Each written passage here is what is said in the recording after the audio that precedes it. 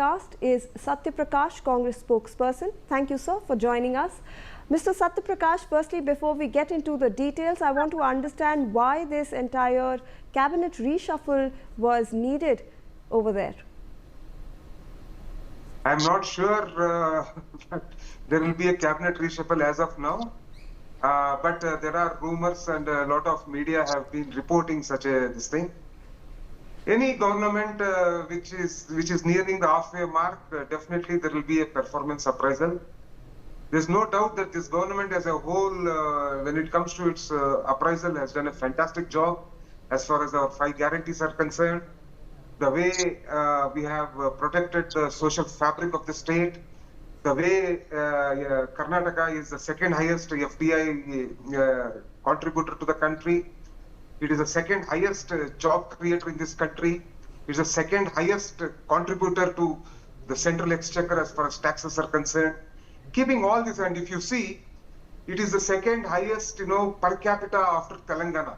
Both Congress-ruled states are having the highest per capita in this country. And if you look at all these parameters, the government as such has done a wonderful job.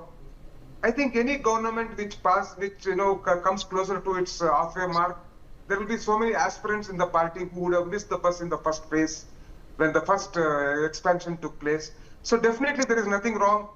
No, every party will be looking at opportunities to be given to its MLAs. And if what you are all saying is right, I am not sure. I am not privy to such information. And if NewsX is saying, and if it is privy to such information, I am happy that, that few of the ministers will be drafted back to the party work. Okay? Because they did an excellent job for the first 2.5 years. And the new faces might be taken in so that a win-win situation will be there, so that we would have given, empowering, we would have empowered a lot of MLAs over a 5-year period. There is a saying, if you do things that you have always done, you get results that you have always got. With this, we got this result. If you want better result, we can always, get a new team, and there is nothing wrong with it.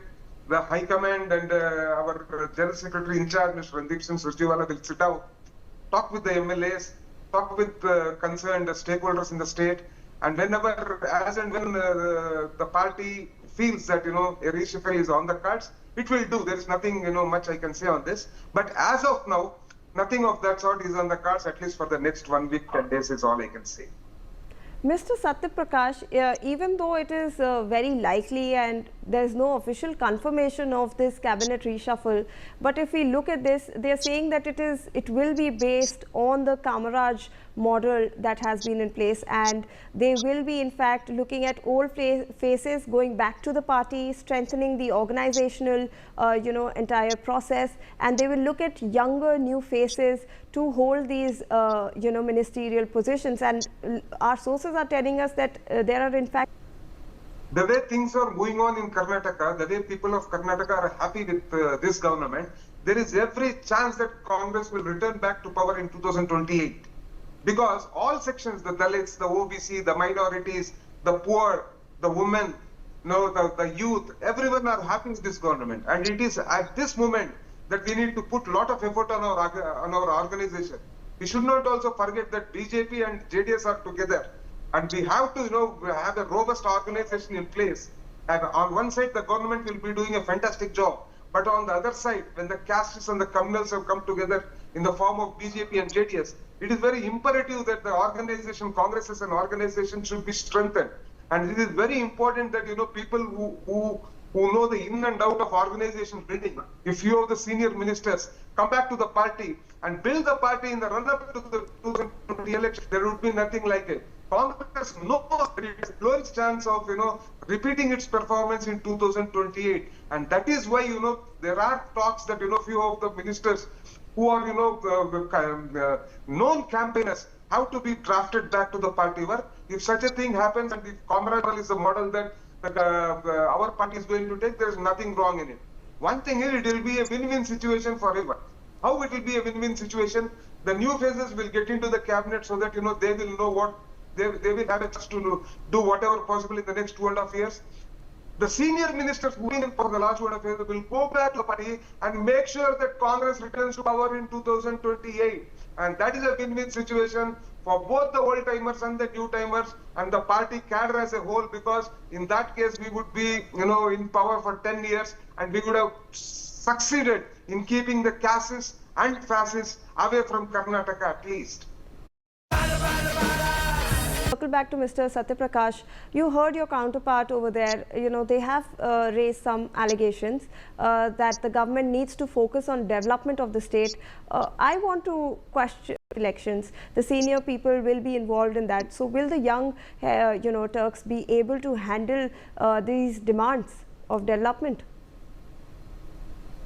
There is no hard and fast rule that all the young Turks only will come into will take the cabinet places. All the senior people and people who are having enough administrative expertise will be drafted in. There is no chance that, only young people will take old people. There's nothing like that. There is no rule like BJP 75 years and all. Margdarshak Mandal is not there in the Congress.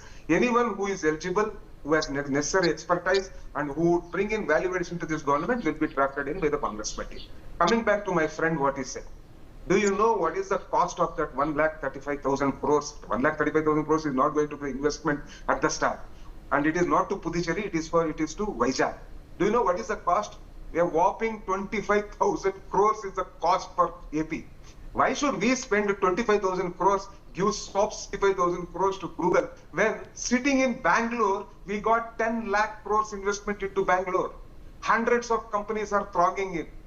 Our cost of acquisition or cost of bringing in investment should not affect the public exchequer. It is not, we are responsible for each and every pie. Why should I offer Google, land prices at 25%? Why keep my funds? We don't want to cheat. Today, people of Andhra Pradesh are saying, the opposition are crying. What is the use, Mr. Chandrababu Naidu? It will be a hit on our exchequer. Second thing is, what so my friend was saying. In any investments, that's what you are telling. Mr. Gurumurthy, we'll come to you for a response. What other thing he said was, look at what are the conditions of the road, look at other things. See, roads are absolutely fine elsewhere. In Bangalore, we are having a problem because of the heavy monsoon. The rains are nearly 150, 160% more. In October, we had taken a plan that by October 31st, we will complete. We are trying still, another 7-8 days. But rain has been, rain flurry is very, very huge on Bangalore. Coming back to other things, what my friend said. See, Karnataka has the highest per capita because Karnataka has been ruled by, the foundation for Karnataka has been laid by Congress governments. Successive Congress governments, the Siddaramaiah government, the SM Krishna government. Which government is being credited for all the IT hub that Bangalore it is? It is Devarajar's government, it is SM Krishna's government, it is Siddaramaiah's government.